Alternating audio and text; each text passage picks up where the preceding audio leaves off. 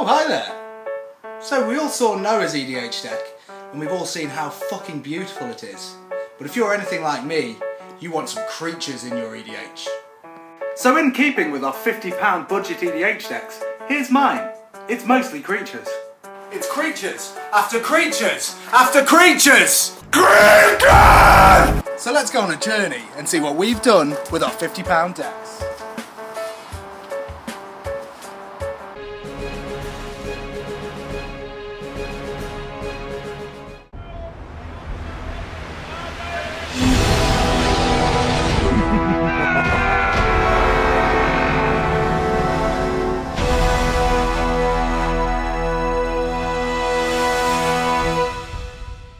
Right, so we've looked at your enchantment deck. We certainly have. As we said, it was on the control side of the spectrum. Now we're going to look at some creature-based love. This deck is horrible if it goes off. This was a lot cheaper than mine. Came in at about £43. Yeah, just under 43. I think it was 42.50 actually. Something like that, yeah. 42.50. So again, this is really cheap. Remember, this is in pounds. In dollars, that's about 70 something. But you know, in pounds, because we're in England.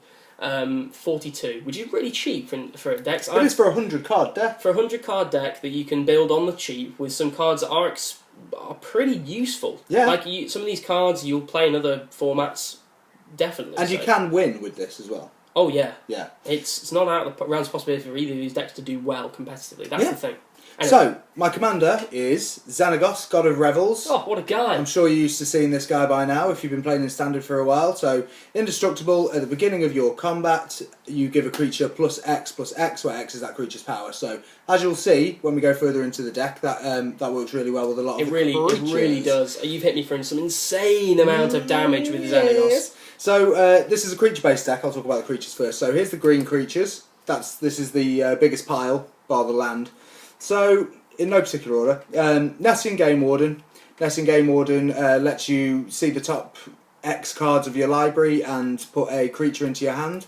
X is the amount of forest you control, so that's pretty good. Okay. Genesis Hydra, one of the new ones, and it's getting a lot of buzz recently.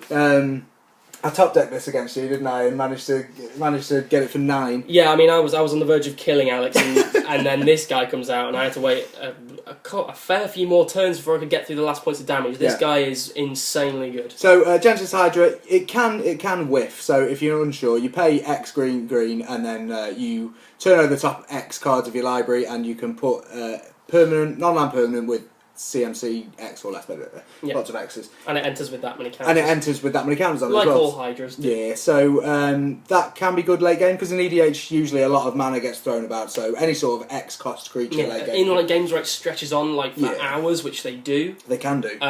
Genesis Hydra, slamming him down for 20 or something. You're going to be able to basically look through a quarter or probably at that time half of your deck for something good to play. So, and then have an enormous creature. Yeah, there you go.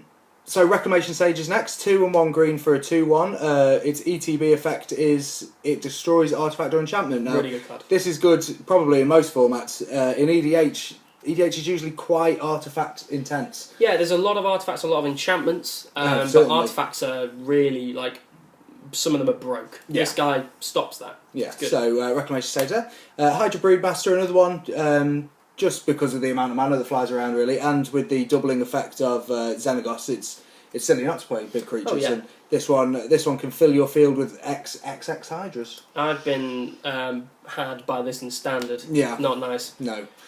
Spawn Wraith is next. Trample, it's a 2/2 for 3. When Spawn Wraith deals combat damage to a player, put a token that is a copy of Spawn Wraith onto the battlefield. If this gets going, it's tough. Yeah, it can get pretty crazy. So there's 2 types of creatures. There's big creatures and spawny creatures in this deck, basically.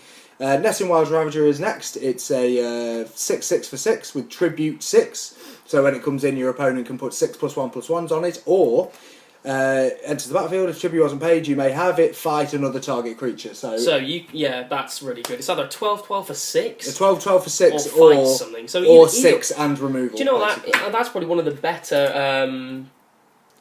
That's probably one of the better tribute cards. Yes, absolutely it is. Because both effects are good. A lot of tribute cards are. Yeah, just because you obviously want tribute not to be paid. Yeah. And they're well, I'll just make it slightly bigger, but you can't do anything with it. If you've got a creature that's if you've got a creature that's sort of like holding me back in some way or another. Yeah. Netting Wild Ravager is either a 12/12 or I get rid of it. So, Archetype of Endurance is next. It's a steep cost at 8, but it's a 6/5. It gives you all your creatures hexproof, and your opponents cannot have hexproof. Oh. Your opponent's creatures cannot have hexproof. So 8 mana seems a lot, but it is a really good card. The effect is massive. And massive multiplayer games, it's really good. Vinasher Kudzu, I believe it's pronounced. Yes. It's a 1/1 for 2, but whenever you play a land, it gets +1/+1. So not whenever you play a land, sir. Well, no. Whenever a land enters the battlefield on the entire thing. So if you play this on turn 2 and it goes 1 round in a 6-player game, that's pretty big already. So I stand corrected. If someone can't touch that, if you have some way of protecting it, it really gets out of hand. It's really good. Acidic Slime, again, it's not a well valued creature. It's like 5 mana for a 2/2, but it has Death Touch, and when it enters the battlefield, destroy target artifact, enchantment, or land. So it's pretty much one of those cards that's like an auto including green. Yeah. If you're playing green in EDH, you play an Acidic Slime. Oran Viper has got Old School Death Touch, and it's a 1/3 for 3. When Oran Viper deals combat damage to a player, you may draw a card. So green struggles with card draw usually. So it's nice to have that's that. quite useful. Nemesis Immortals, it's a 5/5 for 6. You've probably seen it before. Its monstrosity cost is 7 and 2 green, but it costs 1 less colourless for each creature card in your graveyard. So late game, it's not impossible to get this thing out as a 10/10. So that's why it's in there. It's pretty good. Scourge of Scholar Vale, which has been overlooked a lot in Standard. Do you think? Well, no one plays it. Well, it's not. Oh right, yeah. I thought you meant like it's going to break it. Oh no, not at all. It's good though. It's a 0/0 for 3. It comes in with 2 +1/+1 counters. You can tap it, sacrifice another creature, and then put +1/+1 counters equal to that sacrifice creature's toughness. So in this deck, that's really good. Yeah. Because you can have some crazy toughness creatures that you could sacrifice to put on Scourge's Skull Veil. Pelucanos, this is one of the more... it's not really expensive anymore, it's about $6. Yeah. But Pelucanos is a classic at the moment. It's a great creature. Really good. Its ability is really good when you need to get rid of something pesky that's stopping you over the other side of the board. So that's auto include for us. Arbor Colossus, 2 and 3 green for a 6/6 with reach. Its monstrous ability is destroy target creature with flying and opponent controls, and it gets 3 +1/+1. That's good because it deals twice with something green struggles with, which is flyers. Yeah. So it has reach and destroy stuff. Yeah. That's good. I love this card. Noble Quarry, which is a 1/1 for 3, but its bestow cost is 5 and 1 green. Bestowed creature gets +1/+1, and all creatures able to block it have to. So put this on like something with Death Touch, something with First Strike, something with a lot of power. All of a sudden you're clearing the board and your opponent has no idea why. Or you could attack with your whole team and everyone has to block that guy. Or that. It reminds me of a lot of the modern elf decks run like a 1/of or 2/of of Taunting Elf, which is the same as that for an elf. So that's really that's a pretty cool cool effect. Like it seems naff at first because it's like 1/1 for 3. How much bestow? But it's because it's a really good effect. That's why it's cost so much. Underground Scavenger, which you don't like. Late game, basically it gets. The reason I didn't like it is because I thought it was just in yours.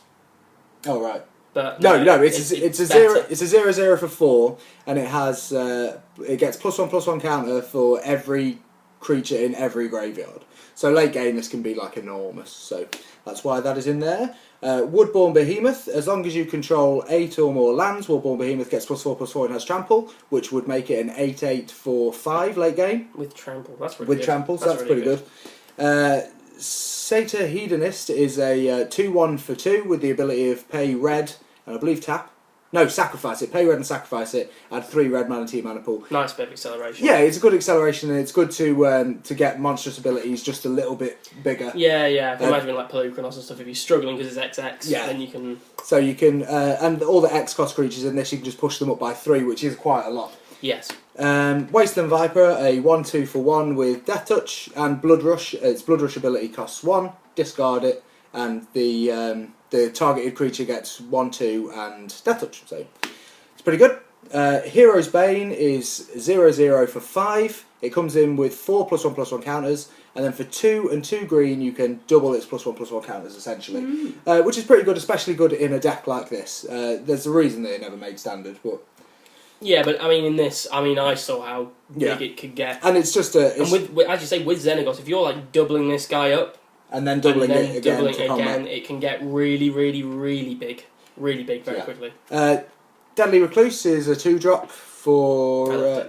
it's 2-drop, 1/2. It's got reach and death touch, so it's just good for dealing with pesky flyers, essentially. Yeah.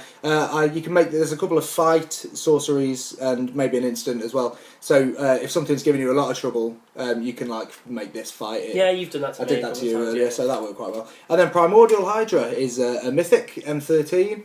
Its cost is X and green. Primordial Hydra enters the battlefield with X +1/+1s. At the beginning of your upkeep, double the number of +1/+1 counters on Primordial Hydra. And as long as it has 10 or more, it has Trample. So it's basically Hero's Bane, but you don't have to do anything. It just doubles itself. That's why it's a mythic and not a rare. Probably the best Hydra in the deck. So that's the green creatures. A considerably smaller amount of creatures in the red pile. But let's go through We're it. still not done with the creatures? No, baby. This is a creature deck, ladies and gentlemen. So we have a 1-drop, a 1/1/1 in Legion Loyalist with haste, and its battalion effect, which is whenever it and at least 2 other creatures attack, those creatures get first strike and trample. And can't be blocked by tokens as well. And can't be blocked by tokens. So if you're against a token deck, well, it's perfect. like, you're pretty much going to win with that guy if they can't remove it. So it's going to give all your big stuff trample, basically. And it has haste, so you can drop it down on the turn, attack with it. Whoosh. Yeah. Forge-Stoker Dragon is next. It's a 6-drop, 5/4 with flying, and for 1 and 1 red, it can deal 1 damage to target creature, which is naff, but this creature can't block. This combat, to activate this ability, only Forge-Stoker Dragon is attacking, so that's good. Being able to stop something from blocking is good. And 1 and 1 red in EDH is easy to come by. Yeah. It's not like Standard where you have to be like really conservative with your mana. It's like you can just go, I've got 8 mana, 4 activations, none of your stuff can block. Absolutely. Or you could just kill something outright. Yeah, and it's not. Yeah, like I said, it's not a tap ability, so you can just.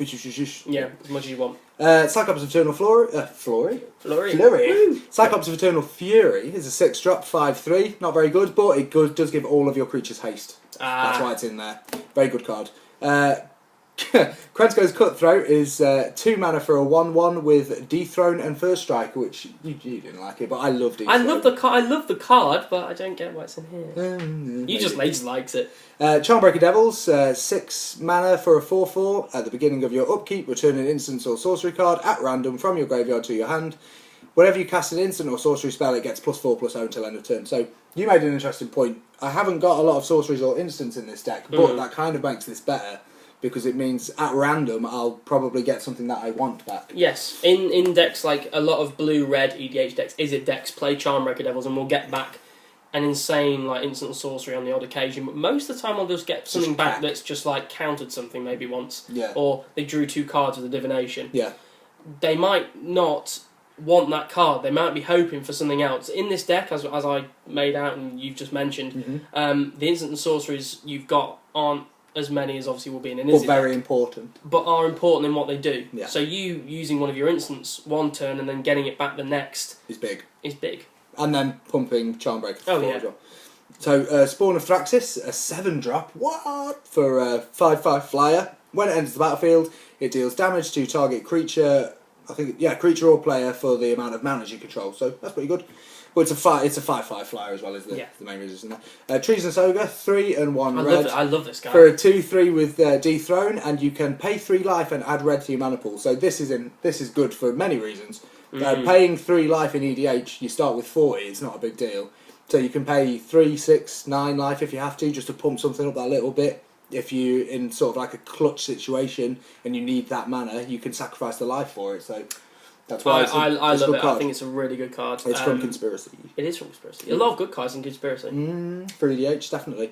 So, Rummaging Goblin, good in EDH. Yeah. It's 3-drop, 1/1, pretty naff, but you can tap it to discard a card and draw a card, so it's really good. Yeah, I mean, it's good because if you've not got something you like desperately need to use. Yeah, if you've got something bad in your hand, just get rid of it. You might maybe get something you might have. Yeah. That's the thing with red, like the delve effect, like not delve, sort of like just sorting through your deck, really. It's just thinning it out. Like if you don't need something, just get it. And the flavour's cool. It's just a goblin like throwing stuff out of a chest. He's awesome. It's really good when you're top decking as well. Draw a land. Oh yeah. Because that super feel bad. Oh well, just try again. So. And then if you get a land again, it's even worse. Everflame Eidolon, 1 and 1 red. It's a 1/1. Its bestow cost is 2 and 1 red. for 1 red mana... So many red manas. For 1 red mana, Everflame Eidolon gets +1/+0 until end of turn. If it's an aura, enchanted creature gets +1/+0. So you can... Fire Breathe. Yeah, you Fire Breathe. You can pump it, but you don't have to tap it or anything like that, so you can just pump. So that's why that's in there. And Hellkite Tyrant, lastly. 4 and 2 red for a 6/5. A flyer. Whenever it attacks, gain control of all the opponent that you attacked's artifacts. And if you control 20 or more artifacts, win the game. Which is never going to happen. But, as I said... Do you know what? Actually, I've seen it happen once. Really? Yeah. Ouch. Because we've got a player that plays artifacts in my play group. I suppose artifact like Hi, Josh. creatures. But yeah, Josh. he plays artifacts, and Really? he's been Done by this. done by the Well, artifact okay, so I tyrant. guess it can happen. But it's mainly good just for getting rid of like pesky artifacts that people have controlled. And you can like nick, as I say, you like can some nick of the like big, a soul ring. yeah, and stuff like nick soul rings, like nick Chroma's Memorials, things that are really good. Like you can even nick like things like that, like Burnished Heart. Like if they've not used it and you need to get more land, you can sacrifice and get the land. Solemn Simulacrum, all these great cards. But they're in expensive decks. You can steal expensive people's cards. It's really good. So, onto the green and red creatures. We've got Zoltar Druid, 1 red, 1 green, and you can tap it for green mana, and whenever you do, it deals 1 damage to each opponent. So people get really annoyed about that 1 damage. Like, you'd be surprised that people are like, what, 1 damage? oh, we're doing it fun. It's like, I can't help it, I'm tapping him. Zoltar Swine is 3 red green, and it's got a Blood Rush cost of 1 red green. It's a 5/4, and you can Blood Rush it to give something 5/4, so it's pretty cool. Ruination Worm, which you hate. Why? Why did you put it in? 6 mana for a 7/6. It's above curve, and it's a big creature. Double it, 14 damage, boom. Gruul Rage Beast is 7 mana for a 6/6. Whenever Gruul Rage Beast or another creature enters the battlefield under your control, that creature fights target creature opponent controls. So that's useful with Ruination Worm. This is a really good card, and yeah, it's useful with Ruination Worm. Oh god! Scabclan Giant, 6 mana for a 4/5. Whenever it enters the battlefield, it fights target creature, but chosen at random. That opponent pretty controls chosen at mental, random. It's pretty cool. Goreclan Rampages. It sees play in standard quite a lot. It's 4 mana for a 4/4 Trampler, and you can Blood Rush it for just 2 mana to give something 4/4 and trample. It's really good. You used that, didn't you? I did in my Duel Monsters. Probably seen that. Watch the match back. Scarred Guild Mages, green and red. You can, there's a lot of writing on this. Hang on. Green, red. Creatures you control gain trample until end of turn, so that's pretty good. 1 green, red. Target land you control becomes a 4/4 elemental creature until end of turn. So it's pretty good. So that's the creatures. Let's move on to the instants and sorcery. Yeah. So in sorceries, we have the Green Sun Zenith. I love Green Search a library for a green creature card with converted mana cost X or less. Put it into the battlefield, then shuffle your library. It's a really good card. And then shuffle Green Suns in as well. That's the thing, as we were saying about the Suns, that you can just, if you keep, reusing it, it's great. Restock, return 2 creatures from your, I think it's creatures. Return 2 target cards. 2 target cards from your graveyard to your hand. Exile this. So that's good if someone's been giving you bother getting rid of all your big creatures. You just get them back. I know you only get to use it once, but you get 2 things. Like, it doesn't have to be just creatures. It doesn't have to be anything. You can just get anything back. Hunt the Weak is pretty good removal in green. Green struggles with removal. Put a 1/1 counter on something, then make it fight something else. Fish Event, 3 and 2 red. Sorcery. Choose one or both. Destroy target artifact and or destroy target non-basic land. So that's very useful in EDH. Harness by Force, 1 and 2 red. Whoa, Nelly! I don't know. With a strike cost of 2 and red. I think I got Tourette's. Gain control of any number of target creatures till end of turn. Untap those creatures. They gain haste until end of turn. So it's a creature nick. He's Nelly. Worse than mine. Molten Disaster is X and 2 red with a kicker of 1. If it was kicked, it has split second now. Awesome mechanic. Now split second is nothing else can go on the stack after this. And it deals X damage to each creature without flying and player. So in EDH this can be mental if you put enough into it. Yeah. So you can put this on the stack, target every creature and player, and nobody can put anything on after it. So it's going to happen. It was split second. Let's look a second. Is it? Players can't. Yeah. There are mana abilities. Mana's so good. Yeah. Act of Treason is 2 and 1. It's take control of their creature ability, same as Harness by Force. I got a bit salty in the game when you took my. You took one of my creatures. I took your life linker. You don't like it, do you? I don't like when people have my creatures. Incendiary Command is 3 and 2 red, and just bear with me a sec. You choose 2 of the following. Deal 4 damage to target player, or deal 2 damage to each creature, or destroy target non-basic land, or each player discards all the cards in his or her hand, then draws that many cards, which I did against you and you weren't very happy. But you did draw a really good hand out of it, so don't be too upset. I won't. I just don't like it when people make me stop doing things that I want to do. Then we found a place for Revel of the Fallen God. This is actually quite good. Because you don't have to struggle to get to this much mana, and you get 4 2/2s with haste, so it's pretty good. Even if you just use them to chump, that's very useful. Yeah. So that's why that's in there. And then Armed Dangerous. Oh yeah, I love Armed Dangerous. People love. Target creature gets +1/+1 and gains double strike until end of turn. All creatures able to block target creature do so this turn. So it can either be a massive, massive blowout, the same effect as the Noble Quarry, or you can give something double strike with Xenagos as his commander. Giving something double strike after you've doubled its power, this can be a one-hit kill. Yeah. This can just be one hit. Yeah. And because this is like EDH, you're going to have ways to make things massive power most of the time, so that double strike's going to be pretty threatening. So say you've got a Forge Stoker Dragon, you make everybody not be able to block, then double it with Xenagos. Then you put Armed on it to give it double strike, then you double it with Xenagos, then you hit him for a lot. Here's the instance. Horrible. We've got Rapping Vigor, which is 1/1 green, regenerate all creatures you control. You really need to protect the creatures in this deck, so that's a no-brainer. Wild Wood Rebirth is 1/1 green, return target creature card from your graveyard to your hand. That's good. At instant speed. Yeah, that's good. Wild Ricochet is 2/2 red, redirect a spell and copy it and point that at something as well. I love this card, but I've never ever been able to use it. No? It's one of the cards I always have in my hand when I've been playing red. Well, and I 4 mana's a lot to leave open, isn't it? The thing is, people don't really expect Wild Ricochet because it, at least in my experience, doesn't really happen that much. It's an amazing card. Yeah. It really is. If it goes off, it really does. You're like, no, you can't have that. I'll have it, and then I'll copy it and do it again, just to you, just to spite you, you bitch. But I've never been able to get it off. Fling is 1/1 red. Sacrifice a creature, then deals damage equal to the sacrifice creature's power to target creature or player. So doubling with Xenagos again. Double with Xenagos, fling, hit, and then fling. Yeah, it's great. Destructive Revelry. Revelry. Destroy target artifact or enchantment. Deals 2 damage to that opponent's controller. And then Pit Fight. 1 and hybrid green-red. Fight. Just do a fight. Fight! So that's all the sorceries instance. A lovely set of instant sorceries there. Okay, so moving on to the enchantments. This is the pile of enchantments that we've got. Is it one? Yeah, I've got 1 enchantment. Oh, it's good though. It's Dictate the Twin Gods. You know why this is good in this deck. Flash it in, double something with Xenagos, flash it in, double the damage again. It's real fucking good. Artifacts, this is all my artifacts. I've got 2. Soul Rings, a classic. Don't like artifacts, don't understand. Soul Rings, a classic, and Chariot of Victory, equipped creature has first strike, trample and haste, and that's a lot of abilities for 3 mana to put it down and then 1, and you can move it across for 1. It's just a really good equipment. Not bad at all. Haste as well, so you can get something in, double it. You know what I'm going there for. I have 3 Planeswalkers in this deck. Woo, get you! We've got Garruk Primal Hunter, which is not the Garruk that you've been seeing recently. This is M13 Garruk. He's when he was green. Yeah. And he was nice. 2 and... Not now, Garruk! Not now! Sorry. 2 and 3 green. His +1 ability puts a 3/3 beast onto the field.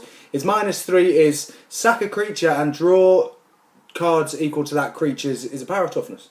Oh no, sorry. Greatest power. Oh, I'm way wrong. It's draw cards equal to the greatest power among creatures you control. So. Ooh, it's gonna be pretty big most of the time. In this deck, you're drawing a lot of cards.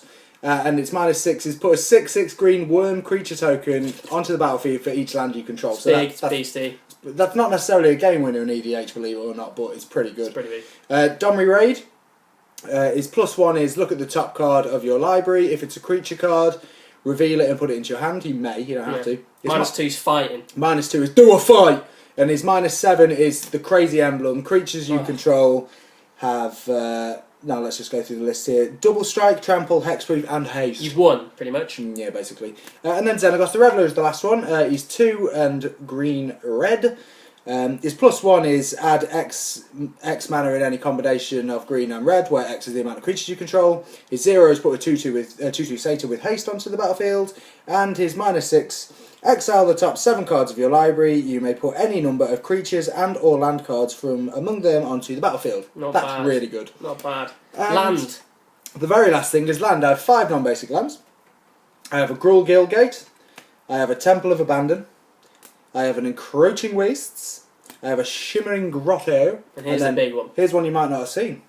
A Kessig Wolfrun. Ooh, this one's from the vault where I was 20. It taps for colourless, and you can pay X red green, and a creature gets +X/+O. Yeah, this is originally Really from good. Innistrad, but that's a reprint. Really good.